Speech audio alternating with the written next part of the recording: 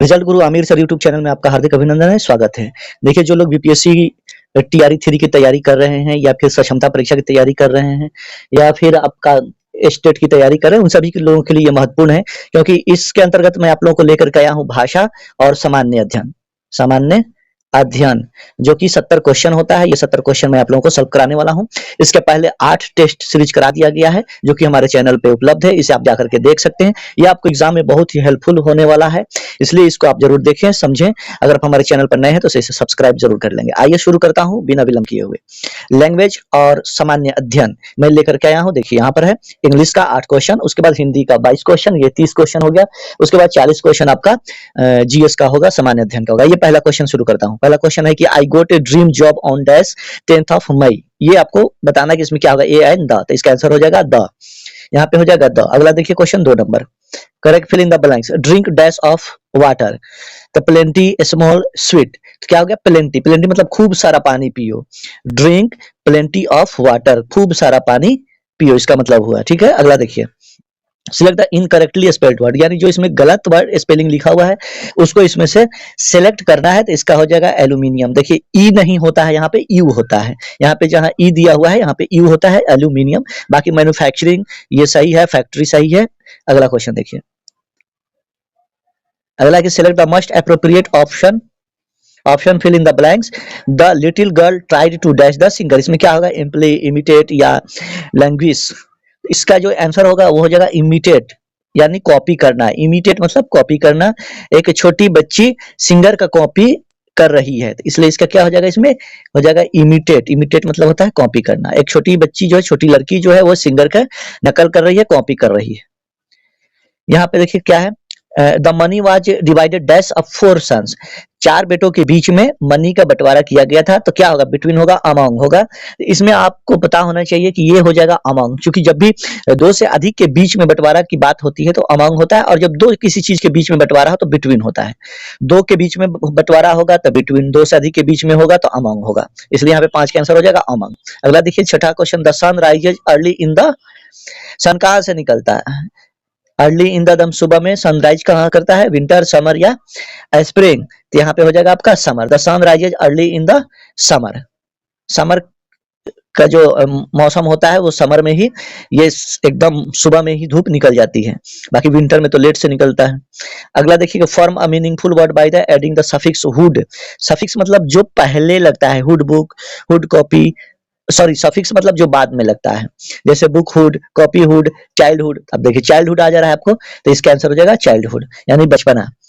Suffix मतलब जो बाद में लगता है, प्रीफिक्स मतलब जो पहले लगता है। अगला क्वेश्चन देखिए, 8 number, find the subject in the sentences. इस जो दिए हुए सेंटेंस में कौन सा सब्जेक्ट है, इसको सिलेक्ट करना है। दिस इज द बॉय, यह जो लड़का है, स्टूड फर्स्ट, वो स्टूड फर्स्ट। तो इसका जो आंसर होगा वो हो जाएगा आपका द बॉय, क्योंकि यहाँ पे सब्जेक्ट कौन हो जाएगा हमारा, द बॉय हो जाएगा। This is the boy who stood first, तो यहाँ पे द बॉय इसका आंसर हो जाएगा। आइए अब हिंदी की ओर मैं चलता हूँ, लैंग्वेज विषय में 9 नंबर से। 22 क्वेश्चन हिंदी का होता है, जो महत्वपूर्ण होता है आपके लिए। देखिए 9 नंबर में कह रहा है कि निम्नलिखित विकल्पों में से किस विकल्प में सही शब्द व्यक्तिवाचक संज्ञा है। व्यक्तिवाचक का ये एक संग्रह दिया है और बताना कि इसमें कौन सा संग्रह है जो व्यक्तिवाचक है। देखिए यहाँ राम व्यक्तिवाचक है, रामचरितमानस मानस जो है रामचरितमानस है, लेकिन गंगा जो है वो आपका क्या है, यह भी एक व्यक्तिवाचक है, इसलिए पहला ही हो जाएगा। देखिए कृष्णा, कामायनी, मिठास। मिठास व्यक्तिवाचक नहीं है ये, बल्कि विशेषण है उसका। इसको क्या बोलते हैं, समूहवाचक। तो ये आपका नहीं होगा, मिठास अलग है। लखनऊ, आम, बुढ़ापा, ये भी नहीं है, तो इसलिए यहाँ पे कौन सा हो जाएगा, ए हो जाएगा 9 का। यहाँ देखिए दिए हुआ तलाबेश, दंतीसा, मूर्धन्यश, ह कौन से व्यंजन है, ये आपको बताना है। इस कौन से व्यंजन के रूप में ये आता है, तो इसको कहते हैं ऊष्म व्यंजन, इसको कहते हैं ऊष्म व्यंजन। अगला क्वेश्चन देखिए, स्वर सहित व्यंजन को लिखते समय उनके नीचे क्या लगाते हैं, उसके नीचे क्या लगाते हैं ये बताना है। स्वर सहित व्यंजन लिखने पर उसके नीचे क्या लगाते हैं, तो स्वर सहित व्यंजन लगाने पर उसको हलंत लिखते हैं, लगाते हैं नीचे में। अर्ध स्वर वाला व्यंजन अलग कीजिए। इसमें कौन है जो अर्ध स्वर वाला व्यंजन है, तो इसका हो जाएगा य। यह अर्ध स्वर कहलाता है। हिंदी वर्णमाला में अह और अह क्या है, ये बताना है। हिंदी वर्णमाला में दोनों क्या आता है, अयोग वाह के अंतर्गत ये अ और अ आता है, अयोग वाह। कह रहा है भूतकाल का विलोम शब्द क्या होगा, भूतकाल। तो भूतकाल का हो जाएगा आपका भविष्य काल या अनागत काल, भविष्य काल या फिर अनागत काल, यानी एक से अधिक हो जाएगा तो आंसर इसका डी हो जाएगा। अगला देखिए 15 नंबर क्वेश्चन क्या कर रहा है कि बच्चे गाना गा चुके हैं, इस वाक्य में मुख्य क्रिया को की पहचान करें। तो बच्चे गाना गा चुके हैं, मुख्य क्रिया क्या होगा, तो मुख्य क्रिया आपका हो जाएगा गाना। हिमालय के लिए सही संधि विच्छेद को चुने, तो हिमजोर आलय, हिमजोर आलय, तो इसका आंसर हो जाएगा बी हो जाएगा। अगला देखिए 17 क्वेश्चन, अथाह में प्रयुक्त उपसर्ग कौन सा है, उपसर्ग जो पहले लगता है और प्रत्यय जो बाद में लगता है, उपसर्ग बताना है तो इसका अ हो जाएगा, अ था, जिसका था नहीं चला। नीलगाय पद में समास कौन सा है, नीलगाय जो पद दिया हुआ है इसमें समास कौन सा है, तो कर्मधारय समास है। अगला देखिए 19 नंबर क्वेश्चन, अंगारे फांकना मुहावरे का आशय क्या है, अंगारे फांकना का मुहावरा होता है ऐसा काम करना जिसका फल असहा हो। अगला है कि दूध वाले से कहो कि वो 20 लीटर दूध तुरंत ले आए। वाक्य क्या है, किस तरह का ये वाक्य है ये बताना है। तो ये आपका आज्ञावाचक वाक्य है, चूंकि आज्ञा दे रहा है कि दूध वाले से कहो कि वह 20 लीटर दूध तुरंत ले आए, तो ये आज्ञा दे रहा है। हिंदी में इस तरह का आप वो खुद कॉमन सेंस के आधार पर या सेंटेंस के आधार पर आप बना सकते हैं। अगला क्वेश्चन है, मैंने राधा के लिए कपड़े खरीदे, इस वाक्य में कारक का प्रकार बताइए, कारक कौन सा है, तो ये है संप्रदान कारक। मैंने राधा के लिए, कर्ता ने कर्म को करण से के द्वार, संप्रदाय को के लिए होता है, अपादान से होता है, संबंध का के की, अधिकरण में पर और संबोधन हे ओ अरे। तो इस तरह से आपका कारक हो जाता है, 8 कारक होते हैं और इसको याद रखने का तरीका यही है कि कर्ता ने कर्म को करण से के द्वारा, संप्रदान के को लिए, अपादान से, संबंध का के की और अधिकरण में पर, संबोधन हे वो अरे।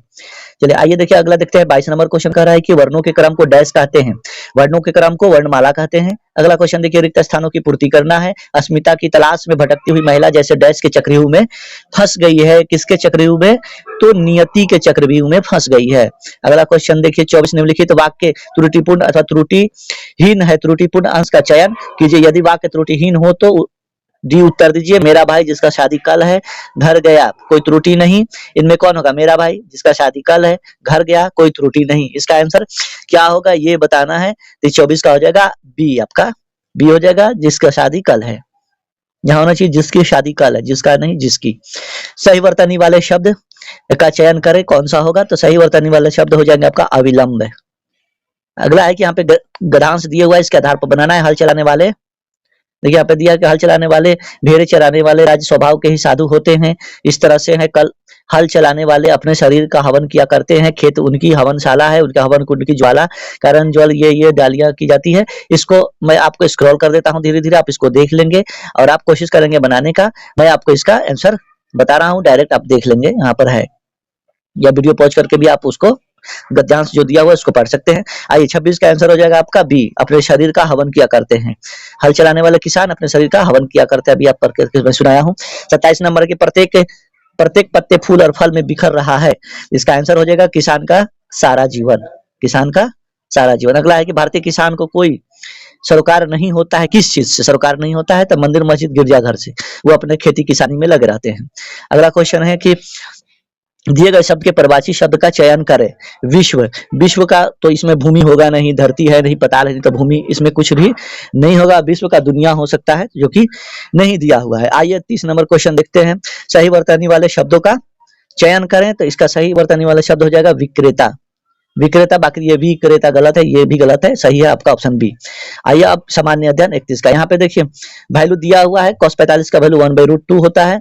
sec 30 का वैल्यू फिर cos का उल्टा कर देंगे तो cos का उल्टा sec होता है, और cosec जो होता है वो sin का उल्टा होता है। उसका जब वैल्यू आप पुट करेंगे, यहाँ पे बनाएंगे, तो इसका जो आंसर आएगा वो आ जाएगा आपका ऑप्शन सी। इसको सॉल्व करके बना करके देख लेंगे आंसर आता है कि नहीं आपका। आइए 32 नंबर क्वेश्चन देखते हैं। 32 नंबर करा कि पी और क्यू एक परियोजना का क्रमशः 15 दिन और 10 दिनों में पूरा कर सकते हैं, उन्हें एक साथ काम शुरू किया। ये कई बार क्वेश्चन इस तरह का पूछा है, ये आपका समय वाला, टाइम एंड वर्क वाला, ये टाइम एंड वर्क का क्वेश्चन है। और होता है कि कोई आदमी काम कर रहा है फिर बीच में 2 दिन छोड़ दिया है, या फिर कोई नया आकर के जुड़ गया, तो वो काम कितने दिन में हो सकता है, तो इसका जो आंसर आएगा वो निकल कर 12 आएगा। आप इसको बनाकर देखेंगे, ट्राई करेंगे। अगला क्वेश्चन की यदि 9 अंकों वाली संख्या 89x 64 28xy इस तरह से करके आपका दिया हुआ है, 72 से विभाज्य है, तो 3x + 2y का मान ज्ञात करना है। इसका कितना वैल्यू होगा ये बताना है, तो आपका बन जाएगा ये, तो 33 का हो जाएगा, आंसर निकल कर आएगा ए आएगा। इसको बनाने का तरीका वही है कि 8 से आपको भाग दे देना है, तो जो आएगा वो आंसर हो जाएगा। ठीक है, 87 x 87 y है, 109 है यहाँ पर। चलिए देखिए अगला क्वेश्चन देखिए, 34 नंबर क्वेश्चन कह रहा है कि चीनी की कीमत में 20% की वृद्धि की जाती है, वृद्धि की गई है। चीनी की खपत में कितने प्रतिशत की कटौती की जानी चाहिए जिससे चीनी पर हुए व्यय में कोई अतिरिक्त वृद्धि न हो। 20% वृद्धि की गई चीनी की कीमत में, तो चीनी कितना कम यूज करेंगे कि वो बराबर हमारा पैसे के बराबर वो रहेगा, ये क्वेश्चन कर रहा है। इसका जो आंसर होगा 34 का हो जाएगा ए हो जाएगा।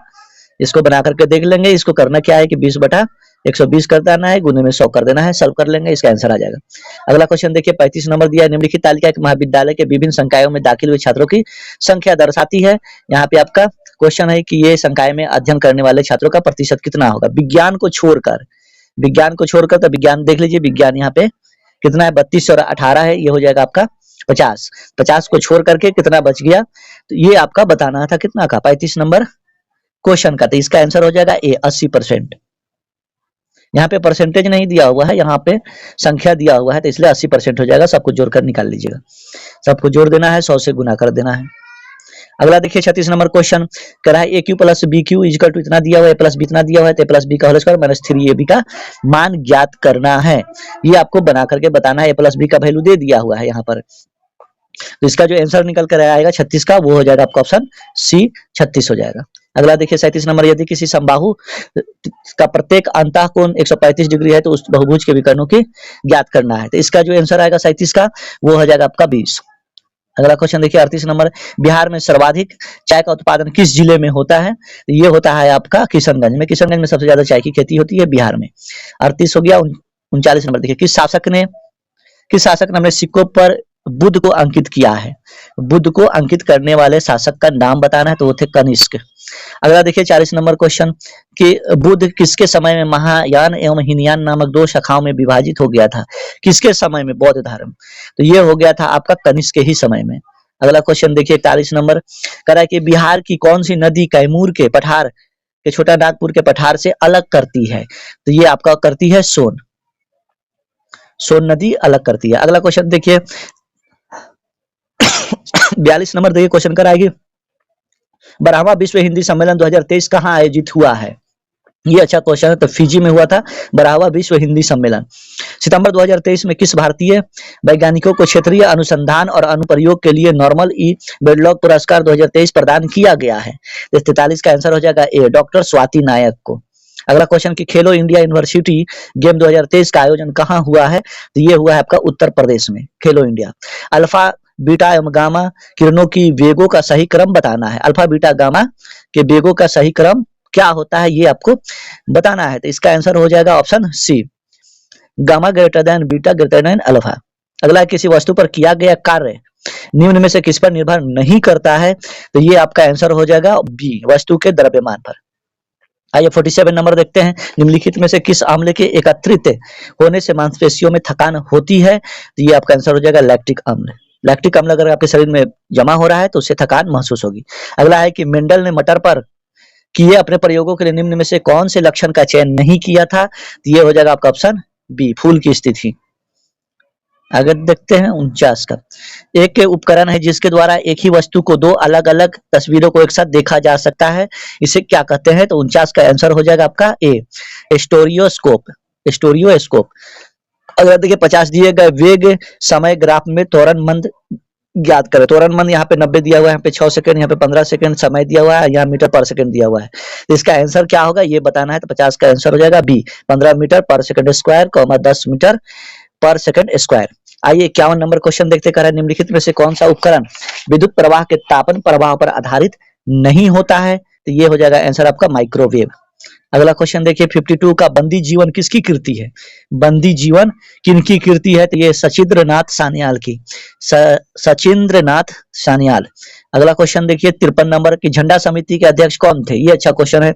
झंडा समिति के जो अध्यक्ष थे वो थे जेबी कृपलानी। कौन थे, जेबी कृपलानी। अगला क्वेश्चन देखिए कि ग्रेटर बैरियर रीफ कहाँ है। ग्रेटर बैरियर रीफ कहाँ है, ये पूछ रहा है आपसे कि ग्रेटर बैरियर रीफ कहाँ पे है, तो इसका 54 का जो आंसर होगा वो हो जाएगा ऑप्शन प्रशांत महासागर। अगला क्वेश्चन देखिए कि उड़ीसा राज्य बिहार से कब पृथक होकर के अलग एक प्रांत बना था। ये तो आप लोग को खुद बताना चाहिए कि कब बना था। मुझे उम्मीद है कि मैक्सिमम लोग इसका आंसर जान रहे होंगे। 1936 ईस्वी में।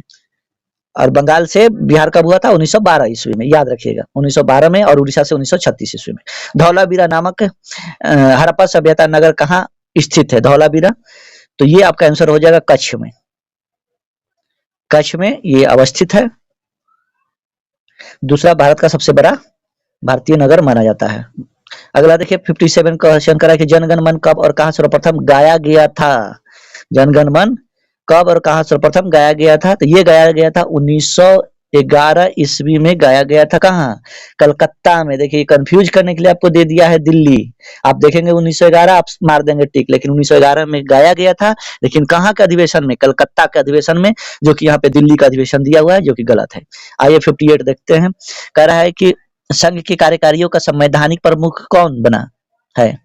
संघ के कार्यकारी का संवैधानिक प्रमुख कौन बना है? तो ये हो जाएगा आपका 58 का आंसर हो जाएगा। एक नंबर राष्ट्रपति होते हैं इसके, आंसर ए हो जाएगा। निम्नलिखित पदों में से किस पद का प्रयोग एक साथ रहते हुए एक जाति के कुछ व्यक्तियों के लिए होता है? ये आपका 59 का, तो जीव मंडल का प्रयोग करके। किसका? जीव मंडल का। अगला देखिए 60 नंबर, कौन से प्रसिद्ध भारतीय नेता सीमांत गांधी के नाम से जाना जाता था? सीमांत गांधी, तो खान अब्दुल गफ्फार खान। खान अब्दुल गफ्फार खान को सीमांत गांधी के नाम से जाना जाता था। 61 नंबर, केंद्रीय मंत्रिमंडल को किन परिस्थितियों में त्यागपत्र देना पड़ता है? किस परिस्थितियों में ये अपना त्यागपत्र दे सकते हैं? तो बहुमत खोने पर। अब बाकी प्रधानमंत्री राष्ट्रपति जो है वो कैसे हटते हैं? तो महाभियोग लगने पर वो उनको अगर सिद्ध हो गया तो उनको हटना पड़ता है। आइए 62 नंबर क्वेश्चन देखते हैं कि 1918 में अहमदाबाद में गांधी जी द्वारा चलाए गए सत्याग्रह में किसने हिस्सा लिया था? तो ये लिए थे अनुसुईया बेन साराभाई ने। ये अनुसुईया भाई साराभाई लिए थे। सितंबर 1932 में महात्मा गांधी ने यरबदा जेल में आमरण अनशन क्यों किया था? किस कारण से उन्होंने ये किया था? तो रैमजो मैकडोनाल्ड के सांप्रदायिक अवार्ड के विरुद्ध में। रैमजे मैकडोनाल्ड के सांप्रदायिक अवार्ड के विरोध में इन्होंने किया था। आइए 64 नंबर देखते हैं कि लौह और रक्त की नीति किसने अपनाई थी? इसमें से आपका कोई लौह एवं रक्त की नीति का प्रतिपादन बलबन ने किया था। किसने किया था? बलबन ने इसका प्रतिपादन किया था। और बिस्मार्क ने इसको भी अपनाया था। यहाँ पे बिस्मार्क नहीं दिया है, बलबन दिया है, तो बलबन हो जाएगा। लौह और रक्त का ये आपका बलबन के द्वारा लागू किया गया था। आइए अगला क्वेश्चन देखिए, किसने कहा था कि कोई भी राजनीति धर्म से रहित नहीं है? तो ये महात्मा गांधी के द्वारा बोला गया था कि हम धर्म को राजनीति से अलग करके नहीं देख सकते हैं। कुंवर सिंह ने अपने अंतिम समय में किस अंग्रेज कैप्टन के साथ युद्ध किया था? वीर कुंवर सिंह ने अपने अंतिम समय में किस कैप्टन के साथ युद्ध किया था? तो उन्होंने किया था ली ग्रांट के साथ। ली ग्रांट के साथ। आइए कुमाऊं हिमालय की नदियों के बीच स्थित है। कुमाऊं हिमालय के किन नदियों के बीच स्थित है? इसका आंसर हो जाएगा आपका ऑप्शन सी, सतलज एवं काली नदी के बीच। आइए 68 नंबर देखते हैं। क्वेश्चन क्या कर रहा है कि जीवन की उत्पत्ति के बारे में ओपेरियन का सिद्धांत किससे संबंधित है? जीवन की उत्पत्ति के बारे में ओपेरियन का सिद्धांत रासायनिक विकास से संबंधित है। किससे है? रासायनिक विकास से। ऑप्शन बी हो जाएगा। आइए 69 नंबर देखते हैं। डैश विकासवादी संबंधों के प्रमाण प्रदान करता है? किसे प्रदान करता है? तो ये करता है आपका जीवाश्म को। अगला देखिए 70 नंबर लास्ट क्वेश्चन है। अगर आप हमारे चैनल पर नए हैं तो इसे सब्सक्राइब जरूर कर लेंगे और दोस्तों को भी शेयर जरूर कर देंगे। आपका सब्सक्राइब करने से, लाइक करने से और शेयर करने से हमें संबल प्राप्त होता है, हमें और अच्छे वीडियो बनाने की प्रेरणा मिलती है। इसलिए आपका एक लाइक एक तरह से हमें जीवन दान प्रदान करेगा। इसलिए आपसे रिक्वेस्ट है, अनुरोध है, विनम्र आग्रह करता हूं कि लाइक जरूर करें, शेयर जरूर करें, कमेंट जरूर करें। देखिए 70 नंबर क्वेश्चन कह रहा है कि पर्यावरण परिवर्तन के प्रति किस जीव द्वारा किए जाने वाले शारीरिक समायोजन को डैश कहा जाता है? इसका जो आंसर हो जाएगा 70 का वो हो जाएगा पारिस्थितिकीय अनुकूल। इसका आंसर हो जाएगा सी, पारिस्थितिकीय अनुकूल। बहुत बहुत शुक्रिया, बहुत बहुत धन्यवाद।